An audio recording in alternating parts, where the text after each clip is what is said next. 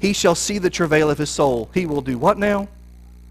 He will see the travail of his soul and be, what's that word?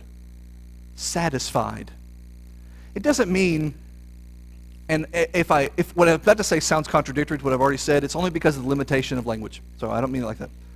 It doesn't mean he was happy to watch a man suffer and die. Like he was getting satisfaction, or in a worldly sense, or getting glee out of it, like in a sadistic kind of way. No, it's not like that. He's not that kind of God. What he saw angered him from the perspective of the evil that men were doing to a righteous person, his righteous son.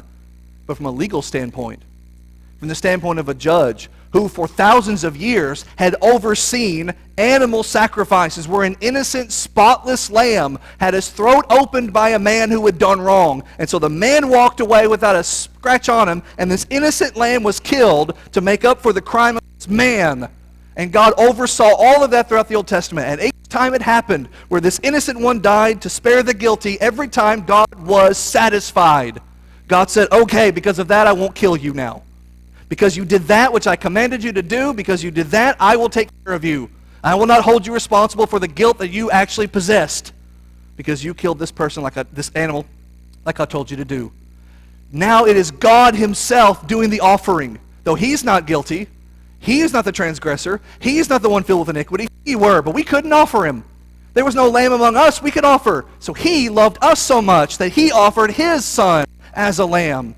He offered his son instead of us offering an imperfect sacrifice that couldn't take away our sins. He offered his son, he offered him instead of offering us, because that would have accomplished nothing. It would have just been execution, not an offering. He's got to be perfect, sinless, a blood-stainless lamb. And that's who Jesus was. And Jesus was offered, and God did the offering from that high vantage point of his. He offered him on the altar of the cross. He told him to go. He went and obeyed that command. And so he died. And in dying, that same legal satisfaction took place. Except now it's universal. Now he has died for the sins of the world. And thus he is satisfied.